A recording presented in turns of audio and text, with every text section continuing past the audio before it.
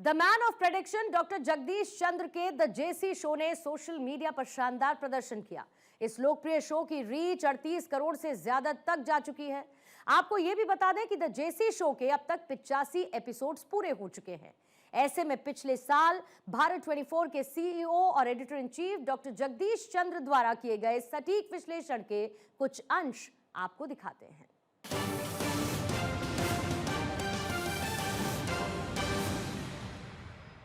Sir, आपका जो show है जेसी शो, उसकी हेडलाइन है नमो द ग्लोबल स्टेट्समैन। सर, इसके मायने क्या हैं? इसके मायने ये हैं कि once again Narendra Modi has proved that he is the real global statesman, global leader. He is redefining Indian foreign policy. और संसार के अधिकांश राष्ट्र जो हैं, बल्कि पूरा संसार जो है, आज मोदी को ग्लोबल लीडर मान चुका है। अभी पूर्णिमा ने कहा कि 195 देशों में यह शो देखा जा रहा था। और इस शो में जो है, Narendra Modi really spoke like a very mature and visionary leader who has a clear mind and roadmap in his mind about India's 2047 विकसित भारत जिसे हम कहते हैं।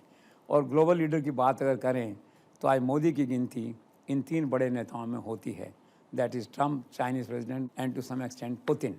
लेकिन इन 4 में अगर वर्गीकरण किया जाए और जो लोकप्रियता का पैमाना है, जो जनसंख्या है और जो मोदी प्रशंसक हैं और मोदी की जो उपलब्धियाँ हैं, तो कभी कभी ऐसा लगता है कि शायद मोदी ग्लोबल लीडर की दौड़ में, ग्लोबल स्टेट्समैन की दौड़ में शायद आज 1 नंबर पे हैं, ऐसा मेरा अनुमान है। इसलिए ये कहा जाता है कि Modi is now a real global statesman. This is all. Sir, भारतीय विचार दर्शन में जो महत्व और स्थान उपवास का है, उसे प्रधानमंत्री नरेंद्र मोदी किस तरह से देखते हैं? देखिए, नरेंद्र मोदी का उपवास तो देखो अब एक तरह से ग्लोबल सब्जेक्ट होता जा रहा है। जिन्होंने इंटरव्यू लिया, अभी आकर के पॉडकास्ट से इंटरव्यू लिया, उन्होंने कहा कि मैंने उपवास रखा नरेंद्र मोदी की मनोदशा को समझने, उस मेंटल वेवलेंथ पे आने के लिए जो है। तो नरेंद्र मोदी बिल्कुल ठीक कहते हैं। वो कहते हैं भाई, चतुर्मास जो होता है शुरू में जो है, आप जून से मान लीजिए सितंबर अक्टूबर तक जो है, उसमें क्या है कि भाई केवल एक वक्त व्यक्ति जो है ना खाना खाता है। फिर नवरात्रे आते हैं तो उसमें उनका भी 9 दिन तक मैं केवल गर्म पानी लेता हूँ जो है। फिर उसके बाद में एक मार्च अप्रैल में आता है ऐसा मौका 9-10 दिनों का जो है, तो उसमें कहना है कि मैं फलाहार पे रहता हूँ। एक जैसे मान लो पपीता पसंद है तो फिर मैं पपीता ही खाता हूँ। तो हेल्थ को फिट करने के लिए, मानसिक स्वास्थ्य के लिए, फिजिकल स्वास्थ्य के लिए नरेंद्र मोदी उपवास करते हैं। और जैसे योगा को उन्होंने प्रमोट कर दिया है, मुझे लगता है थोड़े दिनों बाद उपवास को भी नरेंद्र मोदी इंटरनेशनली प्रमोट कर देंगे। सर, आखिर अपने हर एक इंटरव्यू में प्रधानमंत्री मोदी ये क्यों कहते हैं नेशन फर्स्ट, कंट्री फर्स्ट? ये ऐसा उनका शुरू से कहना ये है कि politics can't happen without ideology. ये तय है उनका। इसलिए उन्होंने कहा मेरी आइडियोलॉजी है नेशन फर्स्ट, मैं इसके साथ आगे बढ़ूंगा। और उन्होंने कहा वीर सावरकर और महात्मा गांधी का किस्सा बताया कि सावरकर और महात्मा गांधी डिफरेंट पाथ थे, डिफरेंट आइडियोलॉजी थी, लेकिन एक आइडियोलॉजी कॉमन थी, फ्रीडम ऑफ द कंट्री। तो उनका कहना यह कि जब पॉलिटिक्स में आओ या कोई कहीं पे भी जाओ तो आइडियोलॉजी इज़ फर्स्ट। तो उन्होंने कहा मेरी आइडियोलॉजी है इंडिया फर्स्ट, कंट्री फर्स्ट। और आप देखते हैं कंट्री फर्स्ट की इस बात को प्रैक्टिकली इम्प्लीमेंट कर रहे हैं किस तरह से। तो उनका कमिटमेंट है, उनका डेडिकेशन है राष्ट्र के प्रति, इसलिए उनका ये है कि India first, country first. Sir, चर्चा उनके क्रेज की भी है। फिलहाल इथोपिया और ओमान भी पीछे नहीं हटा, उन्होंने भी नरेंद्र मोदी को सर्वोच्च नागरिक सम्मान से सम्मानित किया है। तो विदेशों में ये नरेंद्र मोदी का क्रेज आखिर है क्या एग्जैक्टली? लास्ट टाइम मैंने कहा था कि विदेशों में नरेंद्र मोदी को सम्मानित करने की होड़ सी लगी हुई है।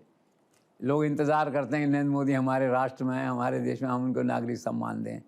आप देखिए 29 countries, 29 honours and 1 person Narendra Modi. Imagine, आप देखिए। और उसमें भी आश्चर्य की बात क्या है कि 6 गल्फ नेशंस हैं, उसमें से 5 गल्फ नेशंस ने नरेंद्र मोदी को जो है सर्वोच्च पुरस्कार दिया है। तो आप ये कह सकते हैं दैट वे जो है कि ही is the only leader in the world who has been honored by 5 nations out of 6 Gulf nations। कितनी बड़ी बात है। This is a moment of pride for the country। Sir, ध्वजारोहण समारोह में प्रधानमंत्री नरेंद्र मोदी और मोहन भागवत के बीच जो केमिस्ट्री देखने के लिए मिली, उस पर आप क्या कहेंगे? यह बहुत ही सुखद क्षण था जिसे कहना चाहिए। और सबसे बड़ी बात है नरेंद्र मोदी ने जो बड़प्पन दिखाया कि पहले आप, उनको आगे किया, फिर पीछे पीछे चले। ये एक चक्रवर्ती सम्राट जिसे नरेंद्र मोदी को मैं मानता हूँ, उनका आचरण जो है ना बहुत अच्छा लगा सब लोगों को, जिसे कहना चाहिए। लीग से हटके था लेकिन बहुत बड़प्पन था इसके पीछे। इस चित्र को देख के भाजपा और आरएसएस के सारे कार्यकर्ताओं में कल खुशी और उत्साह का माहौल था। दोनों का चित्र इस तरह से एक साथ देखकर और नरेंद्र मोदी की उदारता और सदाचारता देखकर, जिसमें मोहन भागवत से कह रहे हैं कि पहले आप और फिर 2 कदम पीछे उनके साथ साथ चल रहे हैं, इसे कहते हैं बड़प्पन। और जो कभी कभी आदमी पावर जितनी गेन करता है वह कहता है उतना विनम्र होता है। कल की घटना ने सिद्ध किया। कुल मिलाकर एक सुखद क्षण था, एक अच्छी प्लेजेंट तस्वीर थी जिसे सभी अखबारों ने आज छापा। अच्छा लगा। प्रधानमंत्री नरेंद्र मोदी अयोध्या पहुंचे और वहां पर धर्म ध्वजा उनकी तरफ से लहराई गई और ऐसे में राम मंदिर का निर्माण भी संपूर्ण हुआ और साथ ही संपूर्ण हुआ नरेंद्र मोदी का वचन भी। इस पर आप क्या कहेंगे? नरेंद्र मोदी का कहना सही है कि धर्म ध्वजा केवल एक ध्वज नहीं, यह भारतीय सभ्यता के पुनर्जागरण का एक ध्वज है। यह भारत की सांस्कृतिक चेतना का उत्कर्ष है। कई वर्ष पूर्व जब नरेंद्र मोदी ने राम मंदिर निर्माण का वचन लिया था, प्रण लिया था, यज्ञ किया था, यह समारोह उसकी एक पूर्ण आहुति है। नरेंद्र मोदी जिस भाव विभोर भंगिमा के साथ मोहन भागवत और योगी के साथ ध्वज को ऊपर चढ़ता हुआ देख रहे थे, तो उस समय ऐसा लगा कि भगवान राम की आत्मा का इनमें वास हो गया है। और एक प्रकार से समारोह का आभा मंडल ऐसा था, नरेंद्र मोदी का आभा मंडल ऐसा था, ये लगा कि भगवान राम खुद उन्हें आशीर्वाद देकर उनका राज्याभिषेक कर रहे हैं। कुल मिलाकर कहने का तात्पर्य ये है कि नरेंद्र मोदी अब भारत के इतिहास का एक पन्ना बन गए हैं, एक हिस्सा बन गए हैं जो सदियों तक याद रखा जाएगा। समारोह के बाहर खड़े एक व्यक्ति ने, एक कोई टैक्सी ड्राइवर था, मुझे किसी ने बताया, उसने ये वहाँ पे ये कमेंट किया कि जब तक सूरज चांद रहेगा नरेंद्र मोदी का यहाँ नाम रहेगा। इसी प्रकार से एक दूसरी टिप्पणी ये आई वहाँ से, जिस प्रकार से सारे संसार के कण कण में राम है, उसी तरह से भारत के कण कण में नरेंद्र मोदी छाए हुए हैं। तो क्या है कि with this single emotional speech Narendra Modi once again has become the hero of the nation and has won the heart and soul of 140 crore Indian. शुरू से ही मेरा मानना रहा है कि नरेंद्र मोदी मूलतः एक साधु, एक संत, एक फ़कीर, एक आध्यात्मिक गुरु, धर्म गुरु रहे हैं। और इस बार ऐसा लगता है कि भगवान राम ने उन्हें जो काम सौंप के यहाँ भेजा था, पहले कह चुके हैं कि शायद इस काम के लिए भगवान ने मुझे भेजा है, तो श्री राम ने जो जिम्मेदारी उनको सौंपी थी उस जिम्मेदारी को उन्होंने पूरा किया। आज सारा राष्ट्र उनके प्रति कृतज्ञ है, भाव विभोर है। इस समारोह की झलकियाँ टीवी चैनल्स पर देखकर सारा देश रोमांचित था और सारे देश की ज़ुबान पे एक ही नाम था और वो नाम था नरेंद्र मोदी का।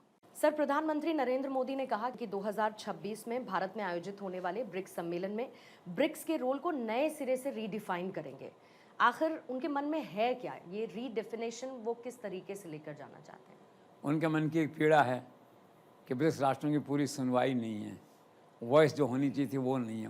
उस आवाज़ में दम भरना चाहते हैं, उस आवाज़ में अपनी आवाज़ मिला के उस आवाज़ को ऊंचा करना चाहते हैं।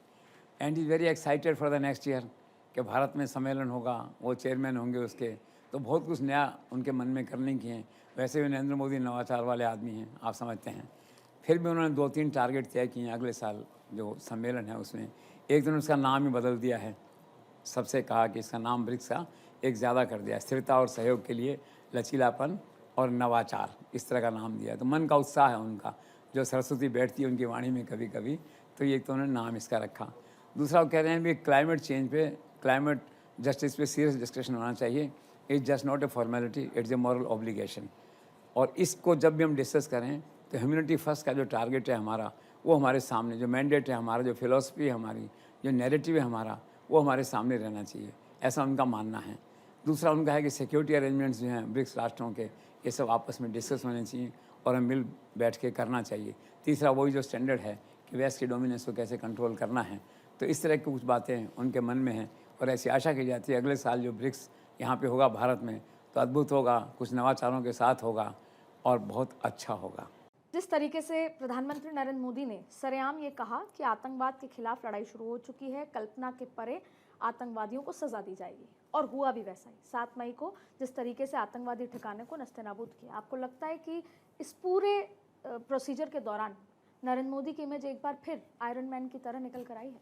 बिल्कुल ठीक कह रहे हैं आप, आयरन मैन थे लेकिन जैसे कहते हैं ना रीब्रश हुई है इस सारे ऑपरेशन में जो है। आयरन मैन माना गया उनको, दो टूक बात के लिए, दो टूक फैसलों के लिए, दो टूक निर्णायक लड़ाई के लिए। और आपने देखा किस तरह से पाकिस्तान को झुकाया और किस तरह से पूरे संसार में एक मैसेज क्लियर दिया है अगेंस्ट टेरर। ये नरेंद्र मोदी का क्लियर मैसेज है। कुल मिला के सेफली हम कह सकते हैं कि उनकी जो आयरन मैन की इमेज थी उसको रीब्रुश हुआ है, वो फिर से उसका नवीनीकरण हुआ है। And again once again he stands as a iron man in this country. Sir, एक बार फिर से G20 समिट में नजर आया कि ग्लोबल साउथ की जो लीडरशिप है वो प्रधानमंत्री मोदी के हाथ में आ गई है। तो प्रधानमंत्री मोदी की ये पूरी जो लीडरशिप है उसका एजेंडा क्या है, ग्लोबल साउथ को लेकर क्या एजेंडा है? देखिए, Narendra Modi has virtually taken the leadership of global south, इसमें कोई शक नहीं है। कारण ये कि चाइना से टक्कर कोई अकेला आदमी नहीं ले सकता। नरेंद्र मोदी इन सभी राष्ट्रों का नेतृत्व करते हैं और चीज़ें धीरे धीरे ऐसे जा रही हैं। और जो साउथ चाइना सी है, मेन झगड़ा उसी का है, आप देखते हैं ये। तो नरेंद्र मोदी का जो मेन फोकस है ग्लोबल साउथ का, उनका ये है कि Global South must have a bigger say in the decision making process, जिसे कहना चाहिए वर्ल्ड ऑर्डर है, उसमें इन राष्ट्रों का महत्व, इन राष्ट्रों की आवाज़ को ज़्यादा महत्व दिया जाए। दूसरा उनका कहना है कि राष्ट्रों की जो संप्रभुता है, सॉवरेनिटी है, उसका सम्मान हो। ये नहीं कि अमेरिका आज यहाँ घुस गया, रशिया वहाँ घुस गया, उसका सम्मान होना चाहिए। और तीसरा क्या है कि फ्री मूवमेंट होना चाहिए of transportation and all, specially with reference to South China Sea. ये तीन उनके बेसिक बातें जो बरसों से वो कह रहे हैं। तो all these points are highly appreciated by G countries, by global south countries, and this way Narendra Modi is slowly emerging as a powerful leader of global south. जैसे सर मैंने देखा है, जब भी किसी अंतर्राष्ट्रीय मंच पर पीएम नरेंद्र मोदी और इटली की पीएम मेलोनी के बीच मुलाकात होती है, लाइट मूड में हंसी मजाक होता है, वो जो पल होते हैं सर, वो पूरे वर्ल्ड में सोशल मीडिया पर वायरल हो जाते हैं। और जोहान्सबर्ग में भी ऐसा ही हुआ। सर, आप इस केमिस्ट्री को कैसे देखते हैं? ये केमिस्ट्री अद्भुत है, सुपर हिट है, इसलिए संसार के सारे लोग इसे देख के आकर्षित होते हैं। And this also indicates Narendra Modi is very popular among women and young crowd, जिसे कहते हैं। And look at his dress sense, how handsome he looks. आप देखिए प्रधानमंत्री को।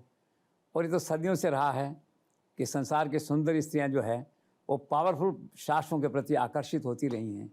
तो Meloni is no more exception. अच्छी बात है, भारत इटली के लोग ये चाहते हैं कि दोनों देशों के संबंध और मजबूत हो, दोनों देश और नज़दीक आएँ, आर्थिक राजनीतिक क्षेत्रों में नए नए समझौते करें। तो कुल मिला के ये एक सुपर हिट कॉम्बिनेशन इस तरह का बनता है। इसको वर्ल्ड का जो मीडिया है, सोशल मीडिया है, वो इसे बहुत अच्छे से और रोमांचक ढंग से इसको प्रस्तुत करता है। And nothing is wrong in this. और दूसरी बात क्या है, उन्होंने किताब लिखी थी कुछ दिनों पहले, माय नेम इज़ जॉर्जिया। तो नरेंद्र मोदी ने उसकी प्रस्तावना में लिखा कि असाधारण ये प्रशासक हैं, असाधारण शासक हैं, असाधारण महिला हैं, और किताब इनके मन की बात है, दिल के विचार हैं, उन्होंने रखे हैं। तो खुश थी। फिर जो 75th बर्थडे था प्राइम मिनिस्टर का, तो उन्होंने शुभकामनाएं भेजी, चित्र भेजे। तो ठीक है, it's a growing diplomatic friendship relationship which should be welcome in all areas of the world. Sir, Putin का ये कहना था कि भारत भाग्यशाली है क्योंकि उनके पास में प्रधानमंत्री नरेंद्र मोदी हैं। आप क्या कहना चाहेंगे इस पर? Absolutely correct. देश के 140 करोड़ लोगों की भावना जो है उसको पुतिन ने उद्धृत किया है, लेकिन थोड़ा अनयूजुअल था, अच्छा था, दोस्ती के प्रेम में था। और उन्होंने वो बात कही है जो सच है इस देश में। तो देश में अगर आके उस देश की बात करेंगे तो सबको अच्छा लगेगा। खुद पुतिन ने दो टूक ये कहा है, the people of India can always feel proud in their leadership. मतलब यह है कि नरेंद्र मोदी प्रधानमंत्री हैं तो उनका भाग्य है, उनकी खुशकिस्मती है। और आगे उन्होंने एक लाइन और आगे बढ़ करके कहा कि Narendra Modi always puts very high targets, challenges before his country, before administration and before himself, जिसे है। तो कुल मिला के उन्होंने जो देश की भावना है 140 करोड़ लोगों की, उसको अभिव्यक्त अपने शब्दों में और किया कि ये देश के लोगों का भाग्य है कि नरेंद्र मोदी उनके पास है। सर, पीएम मोदी के साथ में अपने रिश्तों को निभाते हुए पुतिन ने एक बात कही दिल्ली में पहुंचते। उन्होंने कहा कि अमेरिकी टैरिफ के आगे नरेंद्र मोदी झुकने वाले नहीं हैं, और वो झुकने वाले नेता ही नहीं हैं। ये आउट ऑफ टर्न जो मोरल सपोर्ट था, इसे आप कैसे देखते हैं? I salute Putin for his courage and conviction to go out of the way to support Narendra Modi on this issue. और वास्तविकता भी यही है कि नरेंद्र मोदी झुकते नहीं हैं, रुकते नहीं हैं, डरते नहीं हैं। ये हम सब जानते हैं, इन 14 वर्षों में हमने इस बात को देखा है, दैट वे जो है। इसीलिए उन्होंने इस बात को वहाँ वापस जो है वो दोहराया और साथ ही ये भी कहा कि नरेंद्र मोदी एक जो है ना निर्णायक और एक दूरदर्शी नेता हैं, लेकिन क्या है कुछ लोग विदेशों में इससे जेलस फील करते हैं। और ये कहा कि some actors are willing to disturb India role in global market. तो उनके मन में एक सहानुभूति थी, पर उन्होंने कहा पुतिन ने कि इससे कोई फ़र्क नहीं पड़ेगा और इसी तरह से हमारी दोस्ती और ये रिश्ता जो है ये आगे बढ़ता रहेगा। और नरेंद्र मोदी का जो मजबूत व्यक्तित्व है, और इंडिया टुडे के इंटरव्यू में भी यही कहा कि वो झुकते नहीं हैं, वो ऐसे व्यक्ति नहीं जो झुकें या दबाव में आएँ। This is all. सर, एक और बात कही नरेंद्र मोदी ने, उन्होंने कहा कि भारत और रूस की दोस्ती एक ध्रुव तारे की तरह अटल है। क्या कहना चाहते थे नरेंद्र मोदी सर? उनका कहना ये कि ध्रुव तारा, देखो संस्कृति हो, भाषा हो, इनके विद्वान तो हैं नरेंद्र मोदी, शब्दों का आविष्कार करते हैं हर बार वो नया नया जो है। तो उन्होंने कहा कि हमारी दोस्ती जो है ध्रुव तारे की तरह है। ध्रुव तारे की विशेषता क्या है? अटल है, स्थिर है, हिलता डुलता नहीं है। इसी तरह से उन्होंने कहा भारत और रूस की दोस्ती एक तारे की तरह जो है ना स्थिर है, अटल है। और इसीलिए कहा कि पश्चिमी राष्ट्र देखते रहे और दुनिया में जो ब्रांड है ये शाइन कर रहा है मोदी और पुतिन का, एक ध्रुव तारे की तरह, नॉर्थ स्टार की तरह जो है ये शाइन कर रहा है। और बस ठीक है, तो आपस में कहा कि दोस्ती आगे रहेगी, इस तरह से दोस्ती आगे बढ़ेगी। ये जो शब्द है, नारा है, ये एक प्रतीक के रूप में चला उस समय, दोस्ती का प्रतीक, इन दोनों की मित्रता का प्रतीक। That's all. Sir, Fareed Zakaria ने प्रधानमंत्री नरेंद्र मोदी की काफ़ी तारीफ की है, आप क्या कहेंगे इस बारे में? वो अमेरिकी पत्रकार हैं, लर्नड हैं, he is a credible voice in media otherwise also. Network 18 के मैंने उनके पहले इंटरव्यू देते थे, अभी उन्होंने NDTV को इंटरव्यू दिया, तो उन्होंने 3 बातें कही। उन्होंने कहा कि एक तो Narendra Modi has proved himself as a better prime minister than Jawaharlal Nehru. ये पहली बार किसी क्रेडिबल आदमी ने इस तरह से इस बात को कहा और ऐलानिया कहा। और कहा कि नेहरू का कंट्रीब्यूशन था ऑफ कोर्स, लेकिन जो आधुनिक भारत है, मॉडर्न इंडिया है, इसको बनाने वाले हैं नरेंद्र मोदी। बड़ी इंपॉर्टेंट बात कही उन्होंने। वो काफ़ी इंडिपेंडेंट और ऐसे स्वतंत्र विचारों के व्यक्ति माने जाते हैं। उन पे किसी का नियंत्रण नहीं है, उन पे कोई गोदी मीडिया नहीं है, कोई XYZ नहीं है। तो अमेरिका में रहते हैं, बहुत सीनियर आदमी हैं। सेकंड, उन्होंने ये बात उसमें कही कि आमतौर पे 10 वर्ष तक शासन करते हैं लोग तो थक जाते हैं, जनता भी उब जाती है। Modi is an exception. आप देखिए उनकी फिजिकल फिटनेस, उनका मूवमेंट, उनके दिनचर्या सारी जो है। और देश के लोग देखिए, अभी बिहार में वोट दिया है, उनका जो मैंडेट है वो उसको रिन्यू किया है जनता ने जो है। तो न तो जनता थकी, न जनता उबासी कहते हैं जिसको, वो आई जनता में, न नरेंद्र मोदी थके। तो जकारिया ने जो बात कही है, आई एंडोर्स दैट जो है, तो अच्छा कहा उन्होंने। सर, इथियोपिया में मोदी के सम्मान में गूंजा वंदे मातरम, कितना भावनात्मक क्षण रहा होगा वो प्रधानमंत्री नरेंद्र मोदी के लिए? हाँ, केवल हम अनुमान ही लगा सकते हैं how much emotional and thrilled he must have been. आप सोचिए कि एक तो वहाँ तिरंगा लहरा रहा था, मैंने देखा टीवी पे, भारत माता की जय का नारा लग रहा है, मोदी मोदी के नारे लग रहे हैं, मिनी इंडिया का दृश्य हो रहा है वहाँ पे, और वहाँ वो वंदे मातरम घूम रहा है जिसको बजाने में, चलाने में लोगों को भारत में आपत्ति है, कुछ लोगों को। आप देखिए ट्रेजिडी है। तो जो नैरेटिव है वंदे मातरम का, उसको ग्लोबल रिकॉग्निशन नरेंद्र मोदी ने दिलवाया इस बार, इसमें जो है। तो very emotional moment and very moment of proud for him, for every Indian to that extent. Sir, खाड़ी देशों और पश्चिमी राष्ट्रों को मोदी जी की जो एक ही वक्त पर एक साथ साधने की जो ड्यूअल डिप्लोमेसी है, उसके बारे में आप क्या सोचते हैं? ब्रिलियंट, इंटेलिजेंट, इसे कहना चाहिए बैलेंसिंग एक्ट जो है, टाइट रॉप और प्रोएक्टिव और स्ट्रैटेजिक मूव। आप देखिए, एक तरफ तो वो गल्फ राष्ट्रों के साथ वार्ता कर रहे हैं, सम्मानित हो रहे हैं, डील साइन कर रहे हैं, और बैलेंस करने के लिए जयशंकर जो विदेश मंत्री हैं वो इजराइल बैठे हुए हैं। आप देखिए, तो बैलेंसिंग एक्ट है। वो ये शो करना चाहते हैं कि एक राष्ट्र का दूसरे राष्ट्र के बारे में जो विचार है वो मेरी नीति को निर्धारित नहीं करेगा, मेरी नीति मेरे राष्ट्र हित से, मेरे जजमेंट से प्रभावित होगी, जो है वो उससे प्रभावित नहीं होगी। इसका मैसेज ये है। तो अच्छा है, डिप्लोमेसी है, और डिप्लोमेसी ऐलानिया कर रहे हैं, कोई चोरी छिपाने की कोई बात नहीं है। जयशंकर बैठे हैं कैमरा पे वहाँ पे इजराइल में, यहाँ कैमरा पे नरेंद्र मोदी बैठे हैं, सारा संसार देख रहा है। और सबसे बड़ी बात है ना कि आदमी की क्रेडिबिलिटी होती है। Narendra Modi is a credible voice, उन पे कोई पता है कि कोई मैनिपुलेशन नहीं है वहाँ पे, जो है सबके सामने है, किसी का डर भय लुका छिपते वो नहीं है। तो एक तरफ वो कर रहे हैं, दूसरे वो कर रहे हैं, तो गुड बैलेंसिंग एक्ट अच्छा है। भारत संसार के सब देशों को अपने साथ लेके चले, राष्ट्र के हिसाब से फैसले करे, और ये नहीं सोचे कि इस एक देश के साथ मेरे जो संबंध हैं उसका दूसरे देश पे क्या असर पड़ेगा। फाइन। सर, जॉर्डन और इथोपिया में प्रधानमंत्री नरेंद्र मोदी की जो एक कार डिप्लोमेसी देखने को मिली, इस कार डिप्लोमेसी के नए संस्करण को आप कैसे देखते हैं? मैंने पहले भी कहा था आपसे, नरेंद्र मोदी नया नारा लगाते हैं सुपर हिट हो जाता है, नरेंद्र मोदी नया काम करते हैं सुपर हिट हो जाता है।